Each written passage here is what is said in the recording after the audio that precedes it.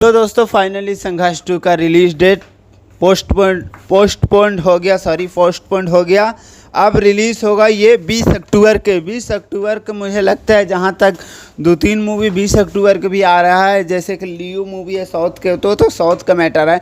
हिंदी का शायद से कोई है मूवी जो आने वाला होगा, ऐसे बता नहीं सकता हूँ कंफर्म, लेकिन देखते हैं क्या होता है। 20 अक्टूबर का रखा गया है तो मतलब समझ सकते हैं क्या मूवी में आखिर रिलीज डेट टाल दिया इसलिए गया, क्योंकि अभी जान ही रहे हैं गदर मचा रहा है अभी, तो इसीलिए रिलीज़ डेट टाल दिया गया है।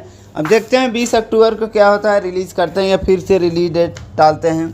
अच्छी बात है रिलीज डेट बढ़ा दिए प्रमोशन के लिए, क्योंकि टाइम चाहिए। इस मूवी का बजट हाई फाई है तो प्रमोशन अच्छे से करने पड़ेगा। सो मैं ज़्यादा कुछ नहीं बोलूँगा, अच्छी बात है रिलीज डेट आप लोग पहला ही बता देते हैं, फैंस आके नाराज़ हो रहे थे। सो ज़्यादा कुछ नहीं बोलता हूँ। ओके बाय, लव यू, मिलता हूँ नेक्स्ट अपडेट में। Love you, bye.